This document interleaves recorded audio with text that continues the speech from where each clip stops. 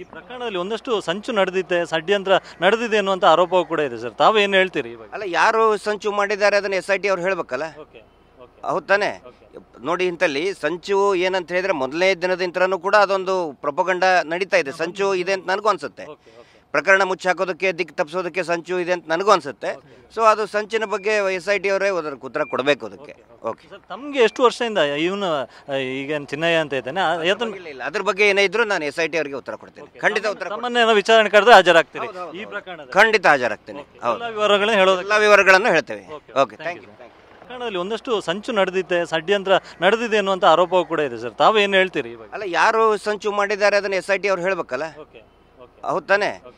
ನೋಡಿ, ಇಂಥಲ್ಲಿ ಸಂಚು ಏನಂತ ಹೇಳಿದ್ರೆ ಮೊದಲನೇ ದಿನದಿಂದನೂ ಕೂಡ ಅದೊಂದು ಪ್ರೊಪಗಂಡ ನಡೀತಾ ಇದೆ. ಸಂಚು ಇದೆ ಅಂತ ನನಗೂ ಅನ್ಸುತ್ತೆ. ಪ್ರಕರಣ ಮುಚ್ಚಾಕೋದಕ್ಕೆ, ದಿಕ್ಕು ತಪ್ಪಿಸೋದಕ್ಕೆ ಸಂಚು ಇದೆ ಅಂತ ನನಗೂ ಅನ್ಸುತ್ತೆ. ಸೊ ಅದು ಸಂಚಿನ ಬಗ್ಗೆ SIT ಅವರೇ ಅದಕ್ಕೆ ಉತ್ತರ ಕೊಡಬೇಕು ಅದಕ್ಕೆ.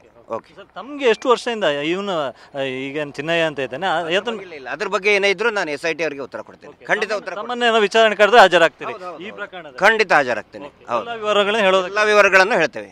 Okay, thank you. ಇದಿಷ್ಟು ಹೋರಾಟಗಾರ ಗಿರೀಶ್ ಮಠನ್ ಅವರು ಹೇಳುವಂಥ ಮಾತು. ಪ್ರಮುಖವಾಗಿ ಈಗಾಗಲೇ ಅವ್ರ ಮೇಲೆ ಒಂದು ಬೆಳ್ತಂಗಡಿ ಠಾಣೆಯಲ್ಲಿ FIR ದಾಖಲಾಗಿತ್ತು.